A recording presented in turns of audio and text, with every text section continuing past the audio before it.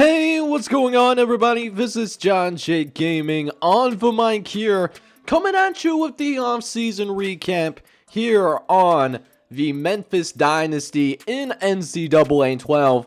It is also one of the underrated NCAA games that we might have. Now, we just finished year number 5, and we did manage to make it back to a bowl game. We went bowling once again. We finished with an 8-5 overall record, but we have a lot to cover in this offseason recap, such as how we want to go about attacking the offseason, but also want to see how things go in year number 5, to have a little review of that, and then also take a look as well to see how we did, with stats. Do we have any league leaders, anything like that? So strap up, it's going to be a fun offseason, and if you're excited about it too, make sure you go ahead, smack that like button, and then also hit that subscribe button as well if you do have to be brand new. But with that being said, let's jump right in. So we go ahead and start checking out how things shook out over the course of the season. It looks like Georgia Tech did win the national championship this season, but how did our personal season went? They went up and beat Texas, by the way.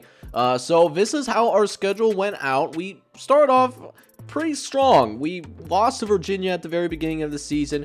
Good Virginia team in the ACC, but then pulled the upset on Miami. That was a really good moment for our squad. And then we went into non-conference or actual conference play on a really high note, blew out Utah State, and then also beat San Diego State. However, we had a 3-game losing streak in the middle of the season, lost on the road to Cincinnati, and then we also lost to UConn and USF. So that was a little concerning to see, but we did pick things up towards the end of the season. Finished the regular season on a 4-game winning streak, 5-game winning streak, beating Tulane, beating SMU, who did end up getting ranked in the top 25, and then we also beat Houston, Tulsa, and Navy. We did fall short in terms of making it to the conference championship. However, bowl season arrived, and the bowl season game was absolutely insane. It was a very high-scoring game, but the difference between us and them was that we could not get it going in that first quarter, and that was really the difference in this game. USF did win that one, 49-43, and again, what really stings about this game in particular is that we lost to our rival from a smaller conference, right? So that was a little embarrassing to see. Still a good season, but in terms of how things are shaking out for us overall, and just going to our coach info, so back in year number 2, we had that great 11-3 season. It was a great season in Conference USA. However, since then, we're still a good program, but we're kind of feeling like we're starting to hit our wall. We're 9-4, 9-4, and then now this season we're 8-5, so we're on a slow downward trend. Not something that I necessarily like, but something that we might have to deal with a little bit. It's been tough to see. Now, that being said, though, this is how the Heisman Trophy did end up going down this year, and they did award it to Reggie Payne. He is the quarterback from the University of Iowa. Also in consideration was Doug Larson from Washington, Willie Hall from Ole Miss, and of course Justin Ingram, who led that national championship team, followed by the wide receiver Thomas Flowers. He won at least one award as well. As for the rest of those award winners, Reggie Payne did also win the Maxwell Award. He wins the Walter Camp, so he brings in 3 separate trophies, which is pretty insane to see. So he's won 4 trophies actually, because he's also going to win the O'Brien Award as well. In addition, Justin Fellows from the University of Oregon, he wins the Bednarik Award for the best defensive player in the country. The Nagurski goes to Blake Arnold out of Troy. He is a junior red shirt. For the O'Brien, like I said before, that also goes to Reggie Payne. Walker Award is going to go to the junior running back out of Texas. That is Matt Flynn. For the Blinikoff, that goes to the Mississippi State wide receiver Thomas Flowers. He was a Heisman finalist as well. The Mackey goes to Wesley Baker out of Alabama. He had a 1,000-yard season. For the Outland, that goes to Chris Odom from Texas. He is one of the best offensive linemen in the country. For the Remington, that goes to Joe Granco, the senior redshirt from Mississippi State. That's for the best center in the country. For the Lombardi, that goes to Corey Webb, a senior redshirt out of the University of Miami. We actually had a chance to play against him in this season, so it's well deserved. As for best linebacker, of course, that also goes to Blake Arnold. For the Fort Payne Award, that goes to Justin Fellows, who did also win the Nagurski. For the Croza, that goes to Matt Brooks out of Florida. And then for the Guy Award, that will be provided to Stephen Key, a sophomore redshirt out of South Carolina.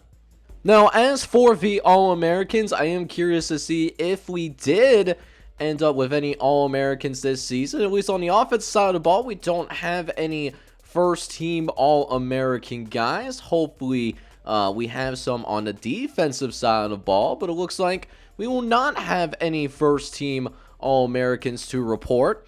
As for the second-team All-Americans, looks like it could be the same thing. We could not have a single All-American on this list, which definitely suck if that was indeed the case. And it looks like it's increasingly possible that, yeah, we might not have any All-Americans, and it looks like that is exactly the case, so you do hate to see that. Now, quickly checking the season stats real quick to see if we had anybody in the top 6. Looks like Relly Bell finished 24th with close to 3,300 passing yards over the course of the season. For rushing yards, Tufington land less than 1,000 yards this year. He only had 800 yards rushing. For receivers, Luke McConnell was our leading receiver this year, but wouldn't even qualify as a wide receiver 1 this season. He only had 750 yards. Tacklers, however, we do have a top 6 guy. That is one of the Gentry kids. He had 48 solo tackles over the course of the season. That's good for 6th place. As for NCAA sacks, Leonidas Mitchell, our interior defensive lineman, he led the team this season with 7.5 sacks over the course of the season. For interceptions, Dan Daniel led the way. He had 4 picks this season, so a very solid year for the corner. And then for NCAA kickers, we'll see if Tommy Wyatt ends up on this list. And yes, he is there at number 6 with a long of 54 yards. So, we had some guys that, stood out on the NCAA leaders list, but nothing too terribly crazy though. Now, we do have a little bit of a update to our coaching contract, and it's not great updates. First of all, we did fail to sign a top 50 recruiting class in the regular season, so we need to beef that up here in the offseason. And since we lost that game to Southern Miss, we also failed this goal as well, unfortunately. So that's some really tough pills to swallow. We're still on track for most of these goals, but I really want to achieve that double-digit win season for year number 6. Now, that being said, we will be doing this with a brand new set of coordinators. So what we did end up finding out is both of the offensive coordinator and defensive coordinator contracts, they did end up expiring. So we will have some new coordinators. Vincent Estes is going to be our new offensive coordinator this upcoming season. And then Dan Gold, he's going to be our new defensive coordinator. Does have some head coaching experience as well, so that could serve us well. Have a little bit more experience on the staff, so that's certainly not a bad thing. Now, as for where our coordinators went, we did see one of our coordinators. He's now not only a defensive coordinator for the Clemson Tigers, but get a very good Clemson program, and he's an A prestige guy, so definitely have to go forth and take on Clemson when the opportunity does prepare itself. And then our coordinator also left us in order to go to the University of Northern Illinois, so the Huskies will get a great coordinator. He's also an A plus prestige guy, so hopefully we get a boost to our personal coach prestige, because we are sticking around and trying to make the best of things to happen. However, one silver lining about this team is that even though we did finish with our worst record in the last 4 seasons, what's good about our squad was that this was an extremely young football team. So a lot of the guys that played this past season, they're going to be back. However, we will say goodbye to some notable pieces most notably Riley Bell, who is going to be our starting quarterback. So Joseph Thompson's going to have to really step up next season. Tuvington is also going to graduate. He's our starting tailback. And we also say goodbye to some contributors such as LaRue Nugent. Jimmy Goins is gone. He's a starting center. Willie Mason also contributed in special teams and on the defensive side of the ball. And of course, a couple of your customs are saying goodbye. Josh Meadows, who played all 4 years that he was on campus, as well as Sam Randolph, who was also somebody that did occasionally get on the field, but was never really a starter and didn't make that big of an impact, if I'm going to be honest with you guys. So, that being said, should have some same familiar faces for the most part, and hopefully means we're going to be a whole lot better next season. So that does take us into the recruiting portion of the offseason now. And what's really interesting about the recruiting in NCAA 12 versus in college football revamp, for example, there's a 5-week period, and we're going to need all the help that we can get during those 5 weeks, because during this time, we only signed 8 players in the regular season. Now, one silver lining in all of this is that the players that we did end up signing, they are pretty good players for the most part. You know, we definitely got some very good players on both sides of the ball, most notably our running back Ellison, who's our lone 4-star guy that we're trying to go after right now. So, the big thing for us, honestly, gotta find guys who are quality players and have the ability, if they need to play as well. In addition, we still have one more team need that we do need to address as well. Still need a center, so if we can find an offensive lineman and kick him over to that center position, that would be extremely ideal as well, so that we don't have to focus on keeping a walk-on this team for the sake of having that necessary depth back there. So I'll give you guys some updates whenever we do have some players signed to the program. Best of luck to us as we go through off-season recruiting. Now, right off the bat, we get started with a very good week number 1. We end up finding 3 separate players that commit to our program. We find Harrison, who's a defensive end from Tennessee, right in our home state, so you love to see that. But we also bring in Miller, who's a 3-star outside linebacker from Ohio, and then Green, who's a corner from the state of Virginia. That'll really help bolster the depth of our recruiting class, because we have a very quality recruiting class. We just need to bring in more players if we want to be in, you know, that top 50, top 40 kind of range. But then we get into the second week of recruiting, and we get an offensive lineman that not the best, but at least gives us a little bit of depth. Banks is a tackle from the state of Tennessee as well. He's over 300 pounds. He's a 2-star guy, so he's not the greatest, but worst case scenario, we could move him to center, and that can take care of our offensive line needs, at least for this season. But during that third week of recruiting, we got a guy that we were really hammering out in the late stages of the regular season. He's a 3-star athlete from New Jersey. It's Ben Long. Don't know where he's going to be, but I'm guessing he's going to either be one of the skill position guys on the offensive side of the ball, or we can get that DB help on the defensive side of the ball. Either way, I'm happy to bring him in. We'll have to put some weight on him, only at 169 pounds, but he is someone that has the ability to play college football right away if we need to. But we finally get ourselves to the final week of the recruiting period, and we signed a bunch of guys, and they're a mixture of 3 and 2 stars. We signed Moore from Alabama, Neal from Louisiana, and then to round out the 3 stars, we signed a 3-star quarterback, Drew Britt of Pennsylvania, and then we signed a bunch of 2 stars, including Higgs of Georgia, Vincent of Georgia. He's an athlete, by the way. We signed another 2-star quarterback, and then we signed Reed of Texas, who's going to be a slot receiver kind of guy, sitting at 5'11 and 170 pounds. But we end up signing a grand total of 20 players in this recruiting class, though. And it's a solid class, 1 4-star, 14 3 stars. But the thing that I'm concerned about is that we actually went down a star in prestige. We came into the start of the season as a 4-star program, and apparently what we did was not enough, because we are back down to being a 3-star team. So if we don't turn things around, we might be going through this entire series without not only a national championship, but we might be also talking about not even making it to a New Year's Six Bowl. But that being said, want to jump into how you guys can get a little bit more involved into this series personally. So how I like to do things is I like to rename the players that we do end up signing in this freshman class. And this, like I said before, this is the class that we did end up signing, and it's a solid class. Like I said, a lot of solid talent here in this true freshman class. So how it works is that I will have a template for you guys down in the comment section. It will be a link comment, and all you guys have to do is let me know the name of the player that you do want to replace, and then also give me the name that you want to utilize over the course of this series,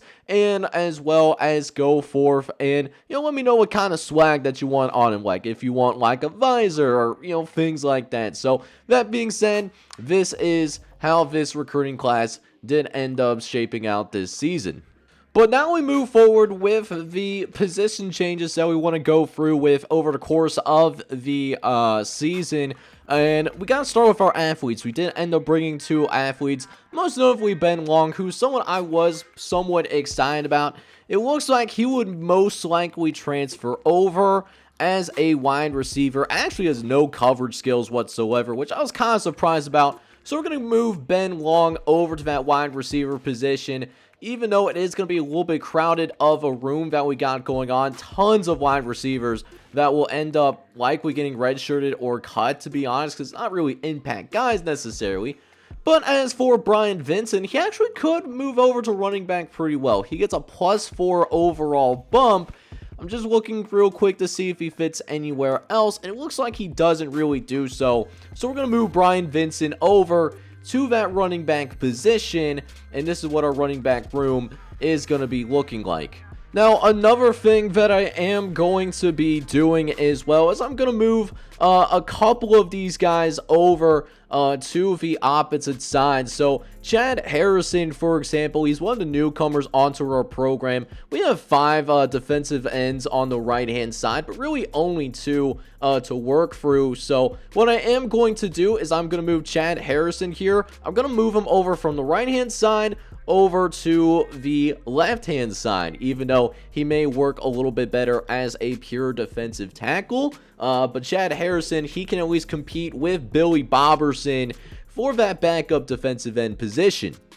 As for the linebacker position, what we got going on here is that there's quite a little bit of talent here. I'm looking at Dennis Miller, possibly moving him over to a different position. He's going to be behind a bunch of older guys. Nazir Evans in particular is going to lock things up, I would imagine, for a little bit. So to give him the best chance to play sooner, I'm going to move him over to right outside linebacker, because Greg Copeland and Isaiah McMillan, they're both going to be seniors this season. So I want to have Dennis Miller ready to go in the event that, hey, both those guys get hurt or they get tired, me and get a spare amount of playing time every once in a while playing at that particular spot. But now that we have our position changes taken care of, let's go ahead and take a look at the training results that we got going on. And we do actually have our first 90+ overall guy that we actually recruited ourselves, and that is Tommy Wyatt. Tommy Wyatt is a junior punter, so he's going to be the best player on our team. And then we have another 80 overall in Chris Spence, who's going to be a senior redshirt as well. However, that being said, we're going to have a very interesting quarterback situation, as we actually have a 4-way tie in terms of who's going to end up being our quarterback, right? So we have 478 overalls on the roster. That's Joseph Thompson, Miller Thomas, William Coolbeans, and the junior redshirt Glenn Lewis as well. So it's a very crowded room that we have going on, and I'm not exactly not sure which way to go. I've never dealt with that before. We also have a close race between Chase Mitchell and Andre Fletcher as well. They're both 76 overalls, so that's something that we'll have to sort out as well. And again, if you guys have a preference, let me know down in the comment section. Of course, Jamal Goodwin moves up 4 points. Receivers, looks like Jody Gentry going to be our number 1 receiver this year. He's a 77 overall with 95 speed. Then we got some mid to high 70s. IT Thompson is 76, Luke McConnell's is 76, and then we also have Trayvon Randolph and Derek Davenport. So that's probably going to be our top 5 this year. Tight end, Jacoby Johnson, he's back for his sophomore year. He's a 77, with D'Angelo Brighton being a 71. Offensive line, the depth's going to be interesting, though. I think we have a decent offensive line, though. Anyway, is going to be a 78. Chris Spence, an 80. Carl Joey is a 77. And then rounding out the group, we have Sheldon Joey, who's a 77. And then Darren Rich, who's a 71 overall. So we'll actually have a pretty solid offensive line this year. Meanwhile, on the defensive line, looks like TJ Cannon's going to win out in camp over the freshman redshirt Billy Boberson. He'll move out to that second string defensive end.